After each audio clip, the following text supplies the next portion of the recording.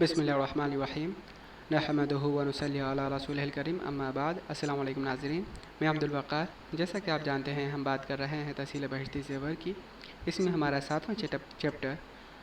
کتاب الطہارہ چل رہا ہے۔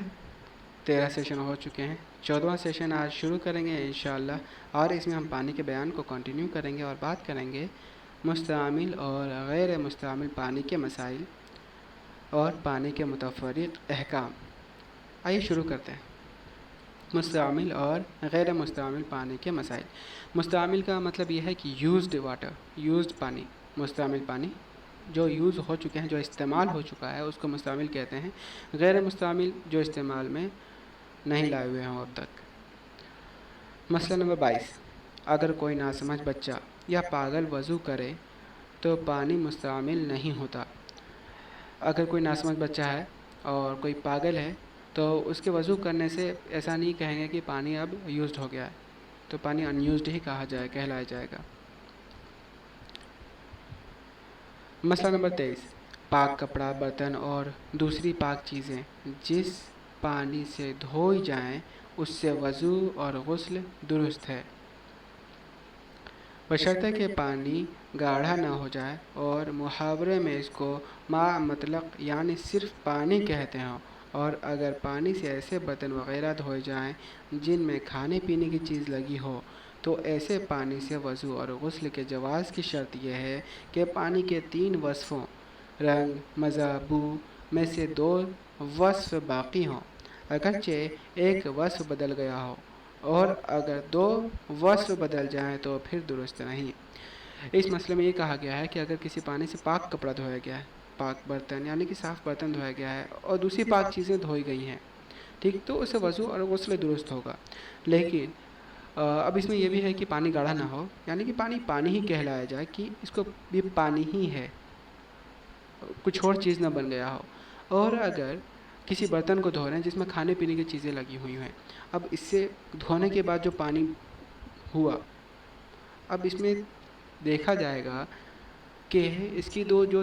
3 وصف ہوتے ہیں، ایک رنگ ہوتا ہے، ایک مزہ ہوتا ہے، ایک بو ہوتا ہے۔ رنگ سب جانتے ہیں، کوئی رنگ نہیں ہوتا، ٹرانسپیرنٹ ہوتا ہے۔ مزہ سب جانتے ہیں پانی کا کیسا ہوتا ہے، اور بو یعنی کہ کوئی مہک نہیں ہوتی اس کی۔ اگر رنگ، مزہ، بو، اگر اس میں سے اگر کوئی 2 وصف باقی رہیں، ایک وصف میں تبدیلی آ گئی، یعنی کہ ایسے برتن جس میں کھانے پینے کی چیز لگی ہوئی ہو، اس کو دھونے کے بعد ایک وصف میں تبدیلی آ گئی، 2 وصف باقی تھے، تب اس پانی سے وضو اور غسل کر سکتے ہیں۔ لیکن اگر 2 وصف تبدیل ہو جائیں، چاہے رنگ یا مزہ ہو، یا مزہ یا بو ہو، یا رنگ اور بو، کہ 2 وصف اگر تبدیل ہو جائیں تو اس سے وضو اور غسل درست نہیں۔ مسئلہ نمبر 24، مستعمل پانی کا پینا اور کھانے کی چیزوں میں استعمال کرنا مکروہ ہے اور وضو اور غسل اس سے درست نہیں، البتہ ایسے پانی سے نجاست دھونا درست ہے۔ کوئی استعمال کیا ہوا پانی ہے تو اس کا پینا اور کھانا تو مکروہ ہے، ناپسندیدہ ہے، لیکن اس سے غسل اور وضو نہیں کر سکتے۔ لیکن ہاں، جو نجاست ہے، کہیں پر گندگی لگی ہوئی ہے یا استنجا ہے، کر سکتے ہیں، نجاست کو دھو سکتے ہیں۔ مسئلہ نمبر 25، زمزم کے پانی سے بے وضو کو وضو نہ کرنا چاہیے، اور اسی طرح جس شخص کو نہانے کی حاجت ہو اسے اس سے غسل نہ کرنا چاہیے، اور اس سے ناپاک چیزوں کا دھونا اور استنجا کرنا مکروہ ہے۔ البتہ اگر مجبوری ہو کہ پانی 1 میل سے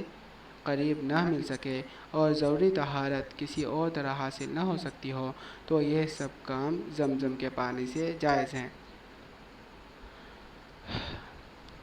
اس مسئلے میں یہ بتایا گیا ہے کہ اگر کوئی شخص بے وضو ہے تو اسے زمزم کے پانی سے وضو نہیں کرنا چاہیے، یا اگر کسی شخص کو غسل کی حاجت ہے، یعنی کہ فرض ہو گیا غسل کرنا، تو اس کو زمزم کے پانی سے غسل نہیں کرنا چاہیے، اور ناپاک چیزوں کا دھونا، استنجا کرنا، یہ سب مکروہ ہے۔ زمزم کے پانی سے نجاست کو دھونا اور استنجا کرنا۔ ہاں، اگر مجبوری ہے کہ پانی قریب نہیں ہے، 1 میل سے قریب نہیں ہے، 1 میل سے دور ہے، اور طہارت کا کوئی اور ذریعہ حاصل نہیں ہے، تو پھر اس کیس میں زمزم کا پانی استعمال کیا جا سکتا ہے، جائز ہو جائے گا ان سب کاموں کے لیے۔ مسئلہ نمبر 26، عورت کے وضو اور غسل سے بچے ہوئے پانی سے مرد کو وضو اور غسل نہ کرنا چاہیے، اگرچہ ہمارے نزدیک اس سے وضو وغیرہ جائز ہے، مگر امام احمد کے نزدیک جائز نہیں اور اختلاف سے بچنا بہتر ہے۔ مسئلہ نمبر 27، جن جگہوں پر اللہ تعالیٰ کا عذاب کسی قوم پر آیا ہے جیسے سمود اور عاد کی قوم،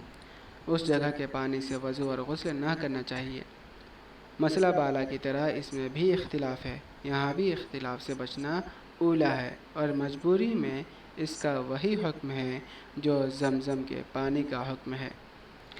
اس مسئلے میں یہ کہا گیا ہے کہ جن جگہ پر اللہ تعالیٰ کا عذاب آیا تو اس جگہ کا پانی وضو اور غسل کے لیے استعمال نہ کریں۔ ہاں، اگر پانی اور کوئی اویلیبل ہے نہیں، کہیں اویلیبل نہیں ہے، 1 میل سے زیادہ دور اویلیبل ہے اور طہارت حاصل کرنے کے لیے اور کوئی چیز اور کوئی سبب نہیں ہے کہ کسی اور طریقے سے طہارت حاصل کر سکیں، تو ہاں، تو اس پانی کا بھی استعمال کر سکتے ہیں طہارت حاصل کرنے کے لیے۔ مسئلہ نمبر 28، دھوپ میں گرم کیے ہوئے پانی سے سفید داغ ہو جانے کا ڈر ہے، اس لیے اس سے وضو و غسل نہ کرنا چاہیے۔ اگر کوئی پانی دھوپ میں گرم کیا گیا ہے تو اسے غسل اور وضو نہیں کرنا چاہیے، نہ کرنا بہتر ہے، کیونکہ اس سے ایک بیماری جسے سفید سفید داغ ہو جاتے ہیں اسکن پر، وہ ہونے کا خطرہ ہے۔ اور یہاں پر ایک بات کہی گئی ہے، یہ حکم طبی لحاظ سے ہے، شرع کے اعتبار سے نہیں، یعنی اس میں کوئی گناہ یا ثواب نہیں۔ ہاں، یہ ایک میڈیکل سائنس کے اعتبار سے ہے کہ یہ بیماری ہو جاتی ہے اس لیے منع کیا جا رہا ہے، نہیں چاہیے۔ ہاں، اگر آپ کریں گے یا پرہیز کریں گے، اس سے گناہ یا ثواب کی کوئی بات نہیں ہے۔ پانی کے متفرق احکام۔ مسئلہ نمبر 29، ایسے ناپاک پانی کا استعمال جس کے تینوں وصف یعنی مزہ، بو اور رنگ نجاست کی وجہ سے بدل گئے ہوں، کسی طرح درست نہیں۔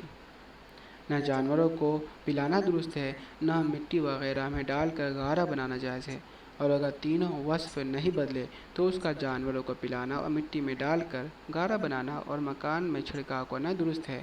مگر ایسے گارے سے مسجد نہ لیپے۔ اس میں یہ بات کہی گئی ہے کہ کوئی ایسا ناپاک پانی ہے جس کی مزہ بھی بدل گیا، رنگ بھی بدل گیا اور بو بھی بدل گیا، یعنی کہ بو بھی آ رہی ہے، مزہ بھی الگ ہو گیا اور رنگ بھی الگ ہو گیا، تو اس کا کسی بھی طریقے سے پانی کا استعمال نہیں کر سکتے، نہ کسی جانور کو پلانے کے لیے، نہ ہی گارا بنانے کے لیے۔ اب گارا ہوتا کیا ہے؟ مٹی کا ایک گارا ہوتا ہے، ٹھیک ہے، جو مٹی کے گھروں میں لیپنے کے کام آتا ہے۔ جس کے گھر فرش کے ہوتے ہیں وہ تو وائپ کرتے ہیں، وائپر سے پانی ڈالتے ہیں، وائپ کرتے ہیں، لیکن مٹی کے جو گھر ہوتے ہیں ان میں گارا بنا کے لیپا جاتا ہے مٹی کا، تو وہ بھی استعمال نہیں کر سکتے۔ ہاں، اگر ان میں سے کوئی صرف دو وصف باقی ہیں، ٹھیک، تو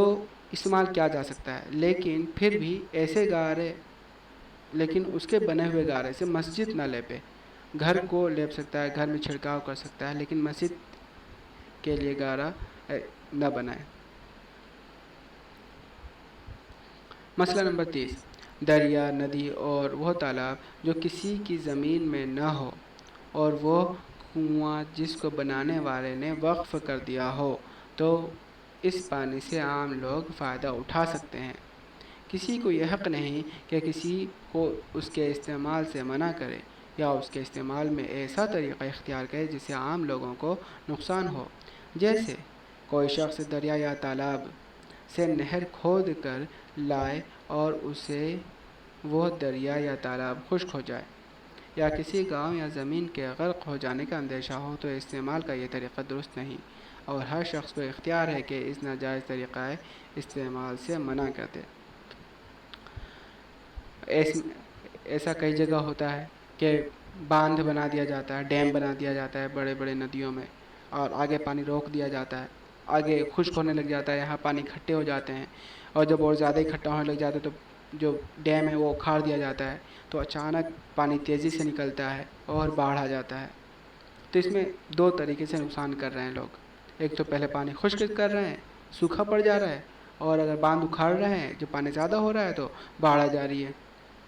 تو یہ سب کام جو ہے جائز نہیں ہے۔ مسئلہ نمبر 31، ہاں، اس طریقے سے کام کیا جائے کہ سامنے والے کو نقصان نہ ہو، کسی اور کو نقصان نہ ہو، تب ٹھیک ہے۔ مسئلہ نمبر 31، اگر ایک شخص دوسرے کے کنویں یا نہر سے کھیت کو پانی دینا چاہے اور وہ کنویں یا نہر والا اس سے کچھ قیمت لے تو جائز ہے۔ مسئلہ نمبر 32، دریا، تالاب، کنویں وغیرہ سے جو شخص اپنے کسی برتن مثلاً بالٹی، ڈرم وغیرہ میں پانی بھرے تو وہ اس پانی کا مالک ہو جائے گا۔ اس پانی کو اس شخص کی اجازت کے بغیر کسی کے لیے استعمال کرنا درست نہیں، البتہ اگر پیاس سے بے قرار ہو جائے تو زبردستی بھی چھین لینا جائز ہے، جبکہ پانی والے کی بنیادی ضرورت سے زائد موجود ہو، مگر اس پانی کا ضمان دینا پڑے گا، یعنی کہ پینالٹی دینی پڑے گی۔ کوئی دریا ہے، تالاب ہے، پبلک پراپرٹی ہے، وہاں سے پانی لیا، جس نے بالٹی میں پانی بھر لیا، اب اس بالٹی میں جو پانی ہے بالٹی میں بھرنے والے کا ہو گیا، جس کا بالٹی ہے اس کا پانی ہو گیا،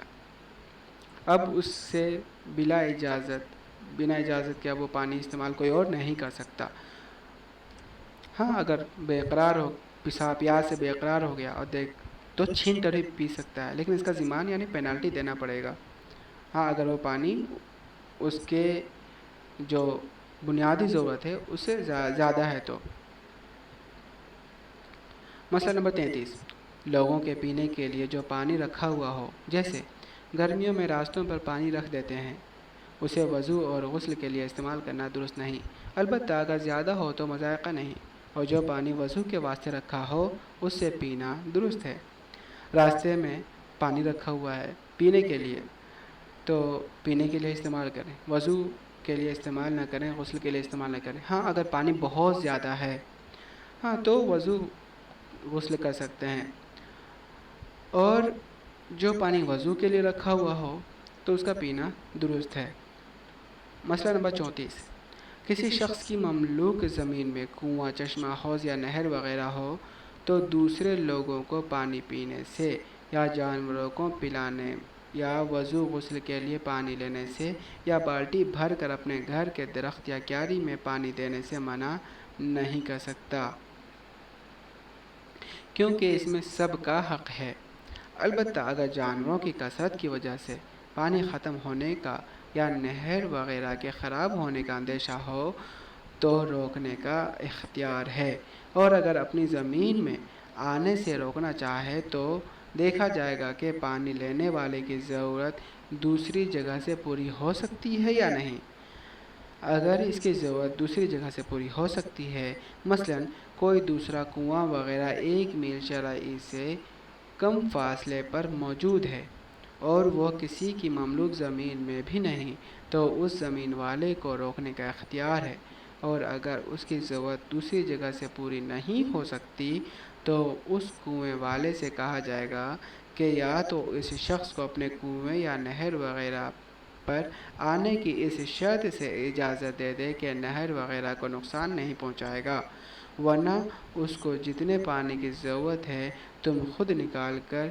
یا نکلوا کر اس کے حوالے کرو۔ البتہ اپنے کھیت یا باغ کو پانی دینا بغیر اس شخص کی اجازت کے دوسرے لوگوں کے لیے جائز نہیں، اس سے منع کر سکتا ہے۔ اب اس میں اس کنویں یا حوض کے پانی کی بات ہو رہی ہے جو کسی کی ملکیت والے زمین پر ہو، یعنی کہ کوئی زمین ہے جو کسی کی ملکیت میں ہے، جس کی مطلب نجی پراپرٹی ہے وہ، اب اس میں پانی بہت ہے، اس میں حوض ہے، تالاب ہے یا کنواں ہے، اب وہ اس کنویں اس پانی کا استعمال دوسرے لوگ کر سکتے ہیں کہ نہیں کر سکتے، اس کے بارے میں یہاں پر ذکر کیا گیا ہے۔ پہلا تو یہ کہ جانور کو یا کسی آدمی کو یوں ہی منع نہیں کر سکتا۔ ہاں، اگر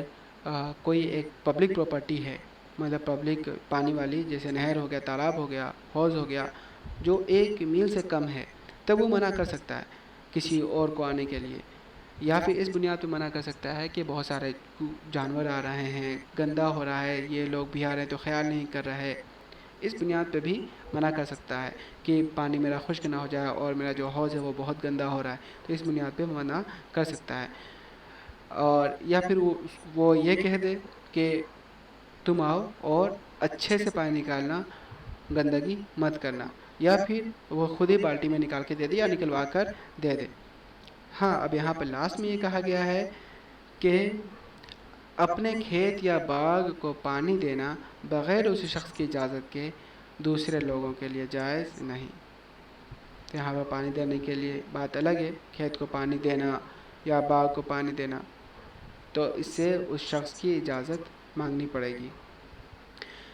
تو ناظرین،